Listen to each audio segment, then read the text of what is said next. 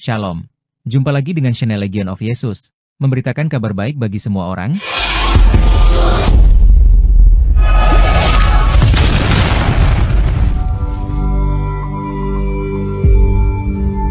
Kali ini kita akan membahas tentang sola gratia ajaran Protestan dan apakah ini juga merupakan ajaran Katolik juga? Simak video ini sampai habis agar kita tidak salah paham tentang sola gratia ini. Buat Anda yang baru menemukan channel ini silakan subscribe karena subscribe itu gratis.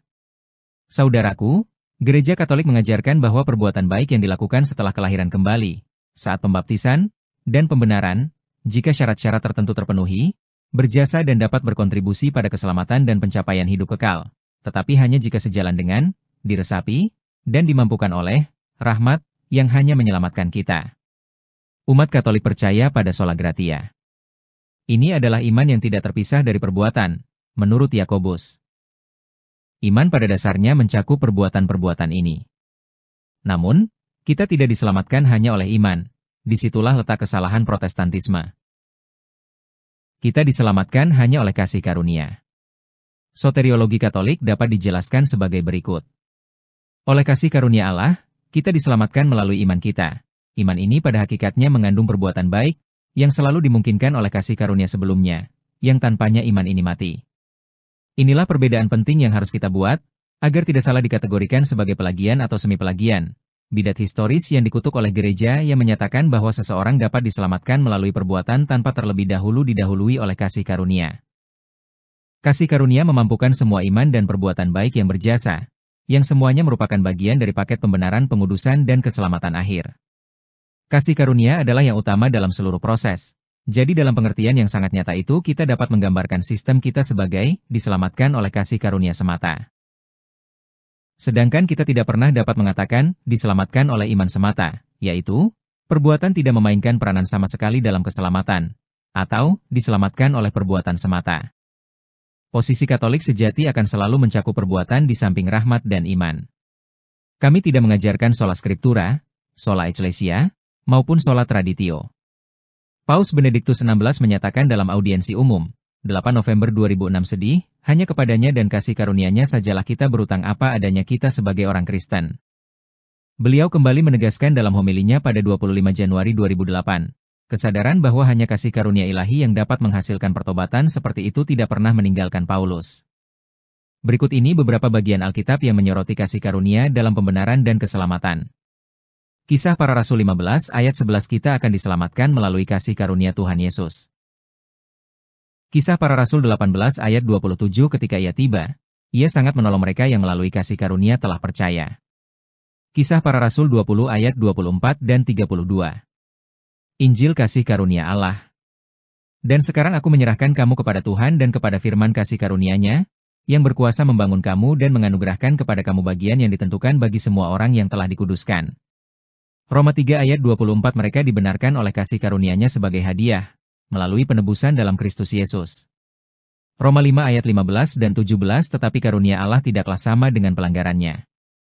Sebab, jika karena pelanggaran satu orang semua orang telah jatuh di dalam kuasa maut, jauh lebih besar lagi kasih karunia Allah dan karunia-Nya, yang dilimpahkannya atas semua orang, dalam kasih karunia satu orang, yaitu Yesus Kristus. Jika oleh dosa satu orang, maut telah berkuasa oleh satu orang itu, maka lebih benar lagi mereka, yang telah menerima kelimpahan kasih karunia dan anugerah kebenaran, akan hidup dan berkuasa oleh karena satu orang itu, yaitu Yesus Kristus. Roma 11 ayat 5 dan 6 demikian pula pada waktu ini ada sisa, yang dipilih karena kasih karunia. Tetapi jika karena kasih karunia, maka bukan lagi karena perbuatan, sebab jika tidak demikian, maka kasih karunia itu bukan lagi kasih karunia. Efesus 2 ayat 9 dan 10 sebab karena kasih karunia kamu diselamatkan oleh iman.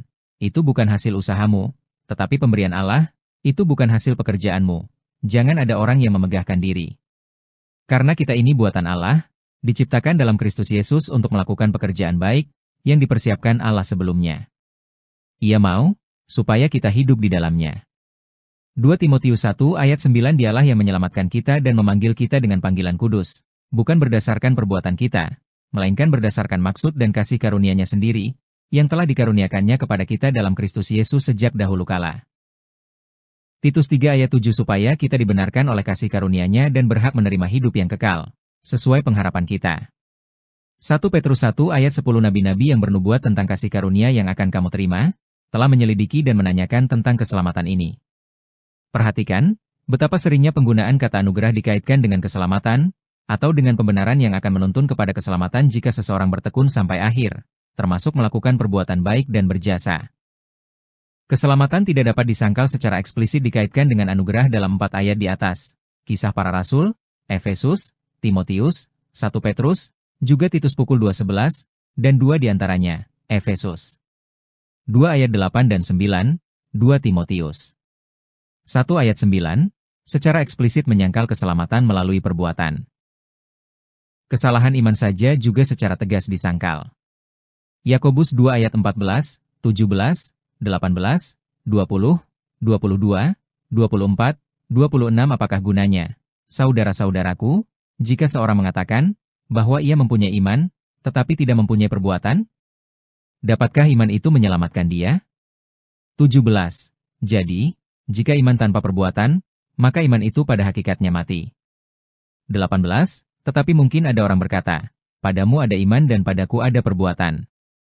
Tunjukkanlah kepadaku imanmu itu tanpa perbuatan-perbuatanmu, dan aku akan menunjukkan kepadamu imanku dari perbuatan-perbuatanku. 20. Maukah engkau ditunjukkan, hai manusia yang dangkal, bahwa iman tanpa perbuatan adalah iman yang kosong? 22. Kamu lihat, bahwa iman bekerja sama dengan perbuatan-perbuatannya dan iman disempurnakan oleh perbuatan-perbuatannya. 24. Kamu lihat, bahwa manusia dibenarkan karena perbuatan-perbuatannya dan bukan hanya karena iman. 26. Karena seperti tubuh tanpa roh adalah mati, demikian jugalah iman tanpa perbuatan-perbuatan adalah mati. Kita melihat di atas, secara langsung dalam Yakobus 2 ayat 24 dan secara tidak langsung dalam semua ayat lainnya, bahwa perbuatan berperan dalam proses pengudusan dan keselamatan. Dua bagian dalam konteks keseluruhan ini yang mengajarkan, pembenaran oleh perbuatan, Yakobus 2 ayat 21 dan 25, harus ditafsirkan berdasarkan bagian-bagian di sekitarnya. Perbuatan tidak terisolasi dalam hal kuasa keselamatan, tetapi hanya relevan sejauh keduanya terjalin dengan iman yang dihasilkan oleh kasih karunia Allah. Perbuatan dan iman terikat bersama dalam kasih karunia. Demikian saudaraku apa yang kami sampaikan mengenai kesalahan sola gracia, semoga menambah pengetahuan Anda, demi nama Bapa dan Putra dan Roh Kudus. Amin.